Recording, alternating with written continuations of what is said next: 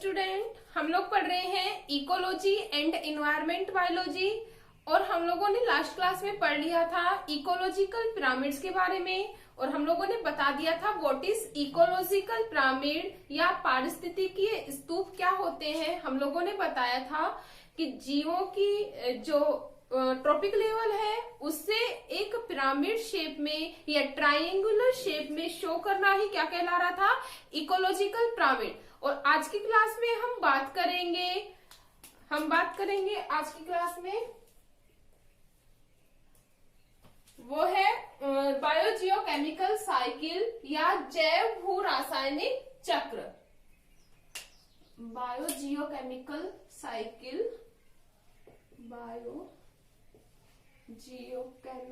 Cycle, Hindi में बोलते हैं इसे जैव भू रासायनिक चक्र।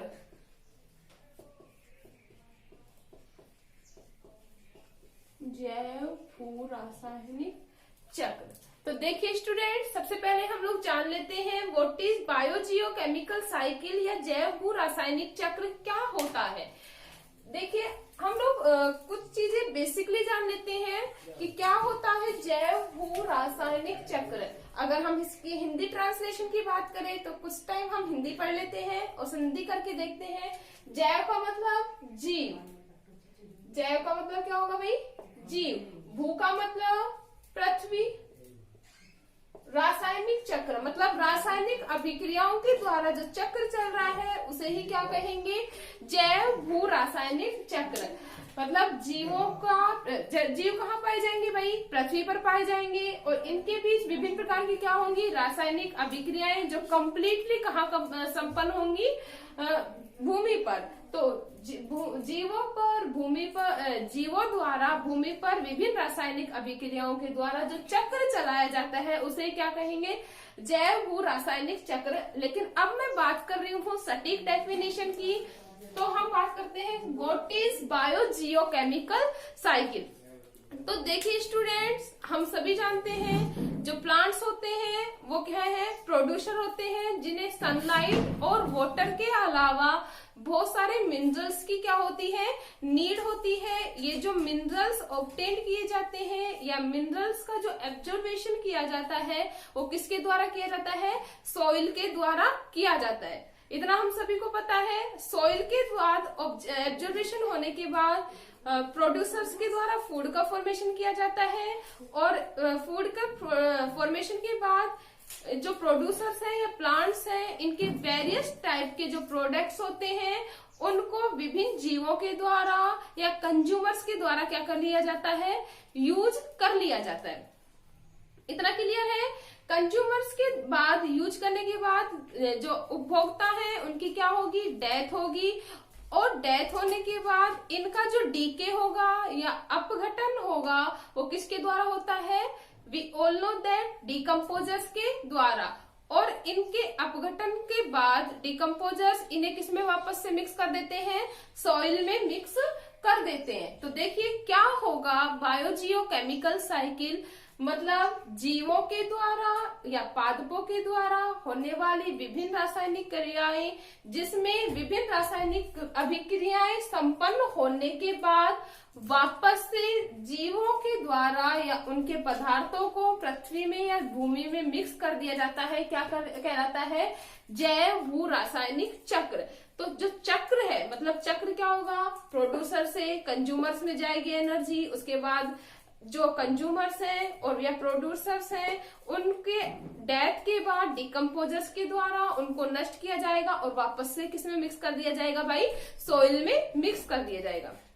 ये था अपना बायोजियोकेमिकल साइकिल। देखो वापस से हम डेफिनेशन की बात करें तो क्या होगी डेफिनेशन, खनिज तत्वों की भूमि से जीवों में होते हुए फिर भूमि में मिल जाने की क्रिया को ही क्या कहा जा रहा है, बायोजियोकेमिकल साइकिल। अगर मैं बात करूं बायोजियोकेमिकल्स के टाइप्स की या बायोजियोकेमिकल साइकिल के टाइप की, तो जो जैव भू रासायनिक चक्र होते हैं वो होते हैं 3 टाइप्स के। कितने टाइप्स के होंगे भाई, जैव भू रासायनिक चक्र 3 टाइप्स के। कौन कौन से, देखते हैं।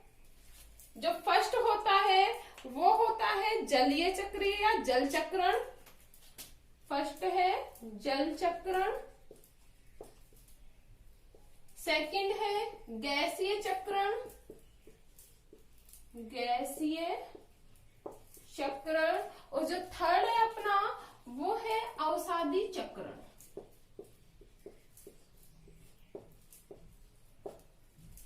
कौन कौन सा है भाई?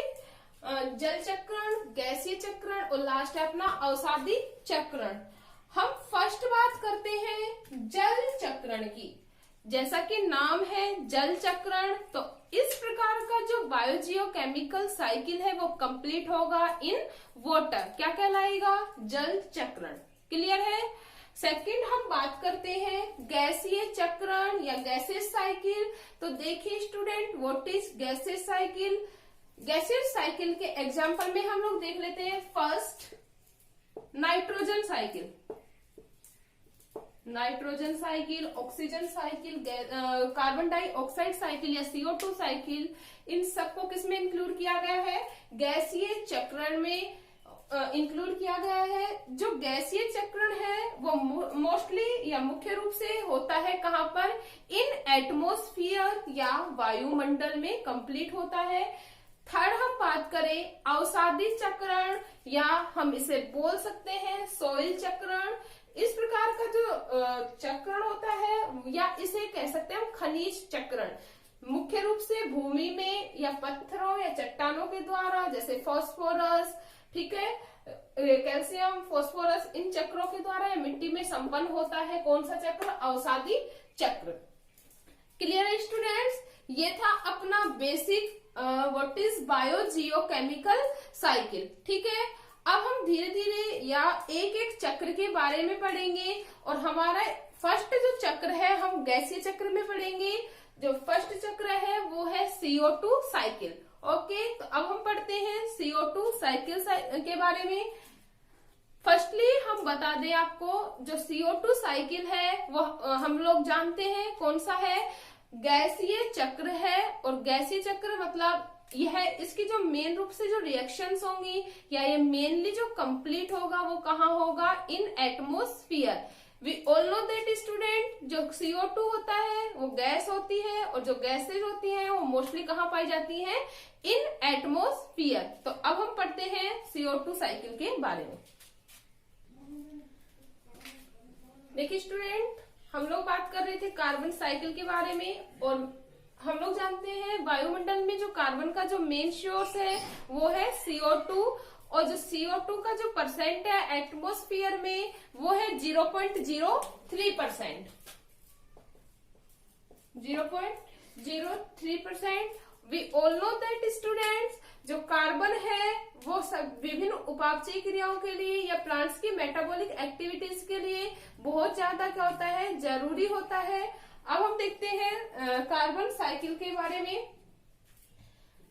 कार्बन जो है या फ्री CO2 प्रेजेंट होती है कहां पर? इन एटमॉस्फेयर, जिसमें मैंने आप लोगों को बताया था कि ऑटोट्रोपिक में जो प्लांट्स और सम बैक्टीरियाज आर ऑटोट्रोपिक। प्लांट्स तो है ही ऑटोट्रोपिक, इसके अलावा कुछ बैक्टीरिया होते हैं उनमें भी क्या पाया जाता है? वो भी स्वयंपोषी होते हैं। वो भी प्रकाश संश्लेषण की क्रिया के द्वारा या रासायनिक संश्लेषण की क्रिया के द्वारा किसका फॉर्मेशन करते हैं? फूड का फॉर्मेशन करते हैं और क्या कहलाते हैं? प्रोड्यूसर कहलाते हैं।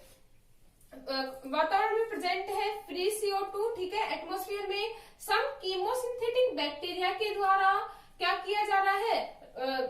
CO2 को एसिमिलेट किया जा रहा है, उपयोग किया जा रहा है और फॉर्मेशन हो रहा है किसका? कार्बोहाइड्रेट का फॉर्मेशन होता है। जो हम लोग जानते हैं जो कार्बोहाइड्रेट होता है वो एनर्जी का सोर्स होता है। ठीक है, इसी प्रकार फोटोसिंथेसिस के प्रोसेस के द्वारा, we all know that photosynthesis के प्रोसेस में फूड फॉर्मेशन में CO2 का क्या किया जाता है? एसिमिलेशन किया जाता है या यूज किया जाता है। फोटोसिंथेसिस के प्रोसेस के द्वारा प्लांट्स के द्वारा किसका फॉर्मेशन होगा? कार्बोहाइड्रेट का फॉर्मेशन होता है और जो कार्बोहाइड्रेट है वो एज ए फूड के रूप में कार्य करता है और एनर्जी प्रोड्यूस करता है। ठीक है, इसके बाद प्लांट कार्बोहाइड्रेट्स बन जाएंगे। प्लांट कार्बोहाइड्रेट से जो एनिमल्स होते हैं और सम नॉन ग्रीन जो प्लांट्स होते हैं वो फूड के रूप में इस कार्बोहाइड्रेट को यूज कर लेते हैं, और एक्सीरेशन के द्वारा या उत्सर्जित पदार्थों के द्वारा और रेस्पिरेशन की क्रिया के द्वारा और डेथ के द्वारा इस जो कार्बन को यूज किया गया था उसे एक्सीरेट कर दिया जाता है, और ये मिल जाते हैं किसमें, डेड ऑर्गेनिक मैटर में। जो डेड ऑर्गेनिक मैटर का जो फॉर्मेशन किया जाता है वो किसके द्वारा किया जाएगा, डिकम्पोजर्स के द्वारा। तो हम लोग देख सकते हैं एनिमल्स ने यूज किया, एसिमिलेशन किया कार्बन का फूड की फॉर्म में, उसका किस में, एक्सीलेशन में, और डेथ के बाद किस में मिक्स हो गई, वो सोइल में मिक्स हो गई। डेड ऑर्गेनिक मैटर का क्या हो जाता है, फॉर्मेशन हो जाता है। इसके बाद इस डेड ऑर्गेनिक मैटर को हम लोग जानते हैं डिकम्पोज जो करते हैं मटेरियल को मोस्टली कौन करते हैं, बैक्टीरियाज करते हैं। बैक्टीरियल क्या हो जाएगा, डीके कर दिया जाएगा या अपक्षय कर दिया जाएगा, और इस अपक्षय के द्वारा वापस से जो CO2 है वो क्या हो जाएगी भाई, फ्री हो जाएगी। और we all know that free CO2 gases form में होगी, और वह वापस से कहां पे पहुंचा दी जाती है, इन एटमोस्फियर। हम लोगों ने पहले ही बता दिया था कि what is bio geochemical cycle, या जैव रासायनिक चक्र क्या होता है, मतलब विभिन्न क्रियाओं के द्वारा वापस से उसी स्थान पे उस वस्तु का या उस मैटर का पहुंच जाना क्या कहला रहा है, बायो जियोकेमिकल साइकिल। तो वापस से हम लोग पढ़ रहे हैं एटमोस्फियर या गैसेज साइकिल, और गैस कहाँ प्रेजेंट होगी, इन एटमोस्फियर। तो वापस से बैक्टीरियल डीके के द्वारा कहाँ पहुंच जाएगी, जो CO2 है CO2 फ्री हो जाएगी और इन एटमोस्फियर पहुंच जाएगी। दूसरा हम बात करें डेड ऑर्गेनिक मैटर का क्या होगा, फ्यूल कंबक्शन होगा, ठीक है। फ्यूल कंबक्शन के द्वारा भी वापस से CO2 फ्री हो जाएगी और ये कहाँ पहुंचा दी जाती है, इन एटमोस्फियर। इसके बाद कुछ डिफ्यूजन की प्रोसेस के द्वारा जो फ्री CO2 एटमोस्फियर में है वो डिफ्यूजन या विसरण की क्रिया के द्वारा कहाँ पे पहुंच जाती है, इन ओशियन या बायोकार्बोनेट के रूप में ओशन में पहुंच जाती है। वी ऑल नो दैट कि समुद्र में कुछ जीवों के ऊपर बायोकार्बोनेट के कवच का या कार्बोनेट कवच का क्या पाया जाता है, निक्षेपण पाया जाता है, तो वो उनके द्वारा यूज कर ली जाती है। तो ये था अपना कार्बन साइकिल। मैं एक बार वापस से रिपीट करती हूँ, कार्बन का जो परसेंट है वो 0.03% है। प्लांट कार्बोहाइड्रेट के रूप में यूज करेंगे फ्री CO2 को, उसके बाद इसे फूड के रूप में एनिमल्स यूज कर लेंगे। एनिमल्स की डेथ एक्सीलेशन के द्वारा डेड ऑर्गेनिक मैटर का फॉर्मेशन होगा। उसके बाद क्या होगा, बैक्टीरियल डीके के द्वारा वापस से किसमें पहुंच जाएगी, इन एटमोस्फियर। तो स्टूडेंट क्लियर है, ये था अपना कार्बन साइकिल। ओके।